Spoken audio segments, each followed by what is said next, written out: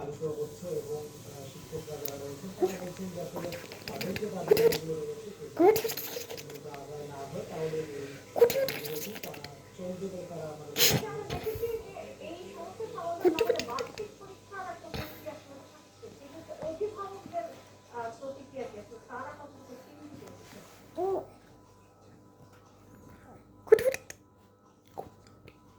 অবশ্যই আসলে এক্ষেত্রে আমরা যারা এখানকার শিক্ষার্থী রয়েছেন তাদের কয়েকজন অভিভাবকের সাথে আমাদের কথা বলার সুযোগ হয়েছিল এবং তারা যে বিষয়টি জানিয়েছেন যে আসলে আগামী যে সরকারি যে পাঠ্যক্রমটি রয়েছে কিংবা সরকারি যে ছুটির তালিকা যেটি রয়েছে সেটি অনুযায়ী কিন্তু পয়লা ডিসেম্বর থেকে প্রাথমিকের যে ফাইনাল পরীক্ষা কথা রয়েছে তো সেই অনুযায়ী আসলে কিছুদিন পরেই মূলত এই ফাইনাল পরীক্ষা অনুষ্ঠিত হবে। তো তারা আসলে বেশ চিন্তিত এই যে চলমান রয়েছে এক্ষেত্রে শিক্ষার্থীদের যে শিক্ষা কার্যক্রম এবং পাঠদানের যে কার্যক্রম সেটি কিন্তু ব্যাহত হচ্ছে। তবে এক্ষেত্রে আসলে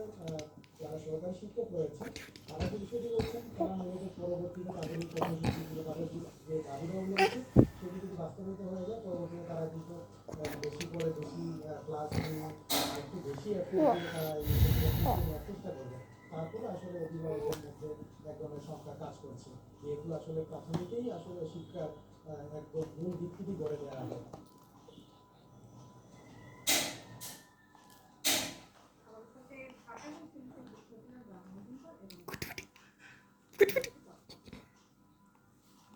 সুষ্ঠু ও নিরপেক্ষ নির্বাচন আয়োজনের জন্য প্রত্যেক কর্মকর্তাকে